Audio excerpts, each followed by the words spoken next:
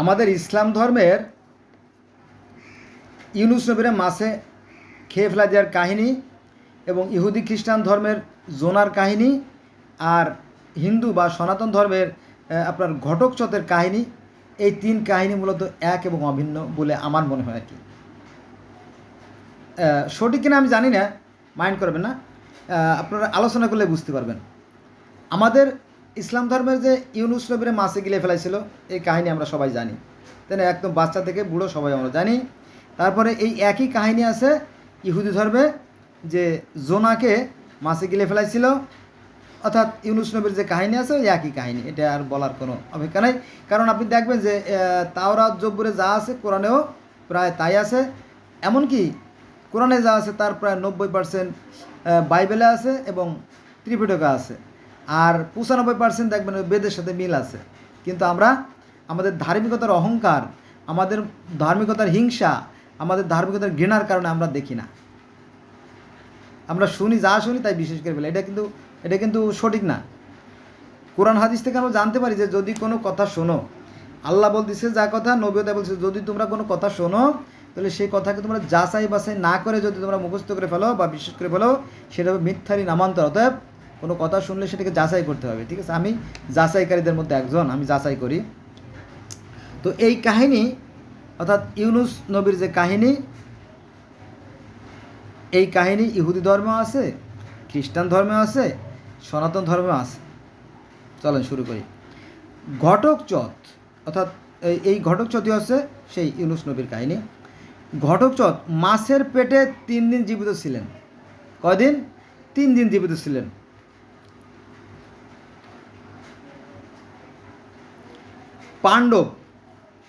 পাণ্ডবেরা নির্বাসিত হওয়ার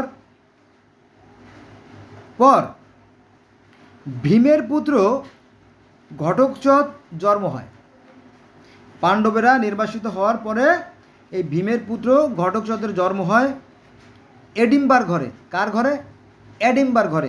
এই ধরনের যে পাণ্ডবরা নির্বাসিত হওয়ার পরে তারপরে ভীমের পুত্র, তারপরে ঘটকচতের জন্ম, তারপরে এডিম্বার ঘরে, এইভাবে কিন্তু নাম উল্লেখ করে কিন্তু এরকম আমাদের ইসলাম ধর্মে কিন্তু কমই আছে। কোরআনে কিন্তু এরকম নাই, নাম ধরে ধরে কিন্তু এখানে সেগুলো আছে। যাক, এই নামগুলো কারই হোক, সত্য হোক আর মিথ্যক আমি জানি না, তবে এটা সান্দনিক একটা নান্দনিক একটা বিষয় এখানে আছে যে পাণ্ডবেরা নির্বাসিত হওয়ার পর তারপরে ভীমের পুত্র ঘটকচতের জন্ম হয়। কার ঘরে জন্ম হয়? তারপর এডিম্বার ঘরে জন্ম হয়। দেখেন, এখন কবে কিভাবে এটা আমাকে জানার বিষয় না, মোটামুটি একটা আছে, ছন্দ আছে এখানে। দেখ, তিনি শক্তিশালী বীর ছিলেন এবং তিনি ছিলেন একজন মহাবীর এবং রাজা। একদিন তিনি শিকারে বের হন। শিকারে বের হওয়ার পরে আপনার সারাদিন ঘুরতে থাকে। শিকারে বের হলে তো সারাদিন ঘুরবেই, ওই যে হরিণ শিকার করার জন্য। তো ঘুরতে ঘুরতে ঘুরতে ঘুরতে তিনি একদম তৃষ্ণার্ত, পিপাসার্থ, ক্লান্ত, থার্স্টি, তাই না? পিপাসার্থ হয়ে গেলেন। তারপরে উনি তো পিপাসার্থ, কী করবে? খাবার তো নাই ফল ফলালি ছাড়া, অথবা সাথে কিছু শুকনা খাবার থাকতেও পারে। যাক, এখানে যা বলা আছে যে একটি হ্রদে, অর্থাৎ একটা নদীতে বা একটা খালে বা বিলে যাই বলেন, তো গেলেন পানি পান করতে। আমরা তো সাধারণত হ্রদের পানি, তাই না? খাল, বিল, নদী নালার পানি হচ্ছে কি মিষ্টি পানি, আর সাগরের পানি তো লবণাক্ত, তাই না? আমরা মিষ্টি পানিটাই খাই। যাক, একদিন তিনি হ্রদে গেলেন পানি পান করতে। ঘটকচত যখন তিনি পানি পান করতেছিলেন তখন পানি থেকে হঠাৎ করে এক বিরাট মাছ উঠে এসে তাকে গিলে ফেলল। কাকে গিলে ফেললো? মাছে এই ঘটকচতকে, অর্থাৎ এডিম্বার পুত্র, অর্থাৎ সেই হ্যাঁ ভীমের পুত্র বা এডিম্বার ঘরে যা জন্ম, তাকে কি করলো? মাছে গিলে ফেললো। আচ্ছা, মাছের পেটে যাওয়ার পরে তিনি কী করলেন? বুঝতে পারলেন যে তিনি কোথায় আছেন। এটা একটা অযৌক্তিক কথা বলছে, কিন্তু হিন্দু ধর্মটা এভাবে নষ্ট হয়ে গেছে। তিনি মাছের পেটে ঢোকার পরে তিনি বুঝতে পারেন নাই কোথায় গেছেন। আরে বাবা, কেন বুঝতে পারেন? তোমার মতো বীর পুরুষ কেন বুঝতে পারেন? তুমি তো মাছের পেটেই গেছিলা, তাই না? তুমি যখন পানিতে নামলে তখন তো মাছে তোমার আক্রমণ করছে, বোঝো নাই? বা এই জাতীয় কিছু একটা আক্রমণ করছে, কুমির আক্রমণ করতে পারে। সে বুঝতেই পারে না যে কিরা আক্রমণ করছে। এটা একটা ভিত্তির কথাবার্তা লাগছে। এই ধরনের উল্টোপাল্টা কথা বলে হিন্দু ধর্মটা নষ্ট করে ফেলাইছে কিছু ধর্মগুরুরা। যাক, তাকে মাছে বা কুমিরে যাক একটা প্রাণীতে তাকে খাইছে, এটা তো যে বোঝা উচিত। তো মাছের পেটে যাওয়ার পরে তিনি বুঝতে পারেনি যে তিনি কোথায় গেছেন বা আসছেন। মাছের পেটে মশাল জ্বালিয়ে, মাছের পেটে মশাল জ্বালান যায় বলেন? মাছের পেটের ভিতরে আগুন থাকবে কই, আর মশালি বা পাবে কোথায়? এই ভিত্তির কথাবার্তা লেখে এই ইসলাম এরা হিন্দু ধর্মটাকে মাটি করে ফেলাইছে। এরকম তো উল্টোপাল্টা লেখা কিন্তু আছে, কিন্তু বেদে কিন্তু নাই। বেদ কিন্তু আবার সঠিক আছে, কোরআনের সাথে হুবহু মিল আছে, আমি নিজে পড়ছি তো। দেখেন, মাছের পেটে মশাল জ্বালাবে কেটা? কেটা দেবে তার কেরোসিন, কেটা দেবে তার মশাল, কে দেবে তার আগুন? আর পানির মধ্যে কি আগুন জ্বালানো যায়? এটা সৃষ্টিকর্তার বিধানের অনিয়ম না? এই কারণে এই ধর্মটা, অর্থাৎ সনাতন ধর্ম হিন্দু ধর্মটা নষ্ট হয়ে গেছে এই উল্টোপাল্টা লেখার কারণে। ওরে মদ খেয়ে মনে হয় লাগছে মনে হয় ব্রাহ্মণরা, শালার ঘরে শালা। হ্যাঁ, এই এই হুজুর মানে সব ধর্মের ধর্মপন্থী হলো বাটপাট, তবে সবাই না, মাইন্ড করে না। তাহলে সে মাছের পেটে মশাল পাবে কই, কেরোসিন পাবে কই, তাই না? টর্চ লাইট পাবে, ম্যাচ পাবে কই, জ্বালাবে কীভাবে, তাই না? ভিত্তি দেখ, এখানে এভাবে লেখা বলা হয়েছে যে মশাল জ্বালিয়ে চারিদিকে দেখতে থাকেন এবং তিনি দেখতে পারেন যে তিনি একটা মাছের পেটে ঢুকে গেছেন। যাক, 3 দিন 3 রাত সেই মাছের পেটে থাকার পরে তিনি কী করলেন? বেরিয়ে আসেন। এটা আপনারা কোথায় পাবেন জানেন? এগুলো আছে মহাভারত বন পর্বে আছে। এটা এই এই এই এটা অবশ্য আমি একটা ইসের থেকে, কোনো গ্রন্থ থেকে পাইনি, একটা চ্যানেল আছে। এই চ্যানেলটার নাম হচ্ছে NCN Das, NCN Das 99 channel, NCN Das 99 channel থেকে আমি এই তথ্যটা সংগ্রহ করছি। আর এই জন্য বিস্তারিত বেশি বলতে পারলাম না আর কি।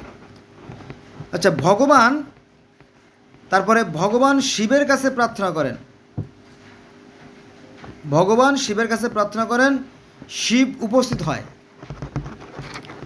শিব উপস্থিত হয়ে কি করে? তাকে সেখান থেকে উদ্ধার করে। বুঝা গেছে বিষয়টা? শিব মানে কি, ওই যে আমাদের ফেরেশতা বা দেবতা যাই বলে নাকি, তো শিব সেখানে উপস্থিত হয়ে তাকে সেই মাছের পেট থেকে উদ্ধার করেন, রক্ষা করেন।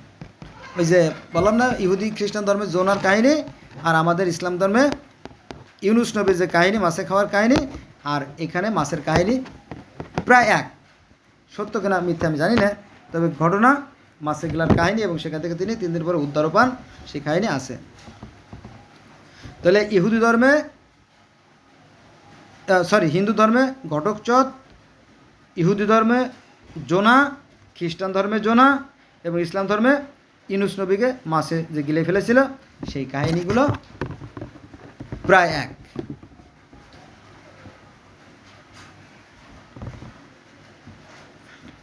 বোঝা গেছে বেশ না?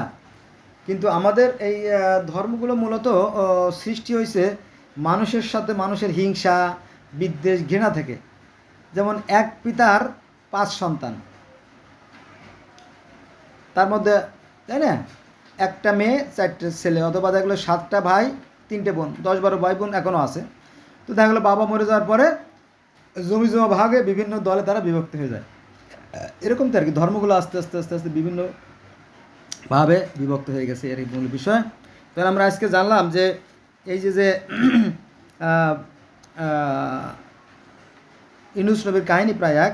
আর একটা বিষয় বলি আপনার, এর সাথে একটা একটু অংশ জুড়ে দেয়, সেটা হচ্ছে যে স্বর্গ থেকে গঙ্গা পৃথিবীতে কীভাবে এলো। স্বর্গ থেকে গঙ্গা, এই স্বর্গ থেকে বা জান্নাত থেকে যে একটা নদী পৃথিবীতে প্রবাহিত, এটা হচ্ছে দজলা, ফুরাত বা ইউফ্রেটিস, টাইগ্রিস যে নদী, এই নদীর কথা কোরআন হাদিসে যেমন আছে, এই নদীর কথা সনাতন বা হিন্দু ধর্ম তেমন আছে, যে স্বর্গ থেকে যে গঙ্গা, স্বর্গ থেকে যে নদী প্রবাহিত হয়েছে সেই কথা।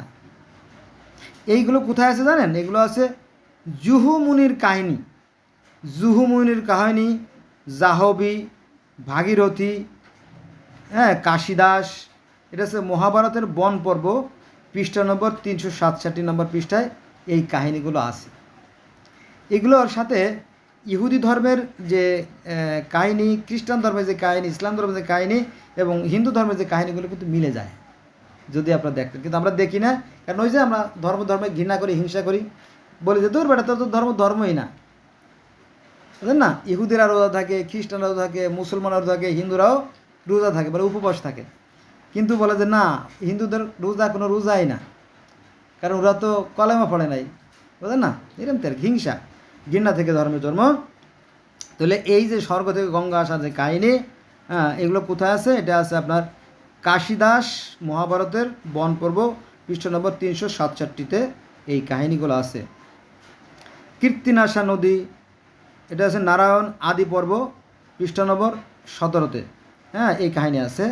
তারপর সূর্যবংশীয় রাজা ভগীরথ স্বর্গ থেকে গঙ্গা নিয়ে আসে, স্বর্গ থেকে গঙ্গাকে নিয়ে আসা হয়, সেই কাহিনী আছে। এখানে আমরা যদি ইসলাম ধর্ম দেখি তাহলে সেখানেও বলা আছে যে স্বর্গ থেকে এই নদী পৃথিবীতে প্রবাহিত, এ কথাও আছে। হিন্দু ধর্ম তাই আছে, ইহুদি খ্রিস্টান ধর্ম তাই আছে যে এই যে ইউফ্রেটিস ও টাইগ্রিস নদী বা দজলা ফোরাত নদী, সিমন জিহন নদী, এটা হচ্ছে স্বর্গের থেকে আসা প্রবাহিত নদী, বা স্বর্গ এখানেই ছিল। অ্যাদন বা ইডেন নামে একটা বাগান ছিল, যেটা স্বর্গের বাগান, সেটাও এই ইরাকের বা ব্যাবিলনের আশেপাশেই ছিল। এই একই কাহিনী এক একটা ধর্মে এক একভাবে বর্ণনা করা হয়েছে, কিন্তু এর যে মূল যে ফাউন্ডেশনটা তা মূলত এক এবং অভিন্ন। যদি আপনারা এটা কী করতেন, অ্যানালাইসিস করতেন, কিন্তু আমরা সাধারণত করতে যাই না, করার মতো সময় আমাদের নাই। কিন্তু আমি বান্দা বহু কষ্ট করে এই সমস্ত তথ্য সংগ্রহ করেছি, আমার জন্য দোয়া করবেন, গালাগালি করেন না, কারণ অনেক কষ্ট করে তথ্যগুলো সংগ্রহ করা হয়। তো সবাই ভালো থাকবেন, টাটা, বাই বাই।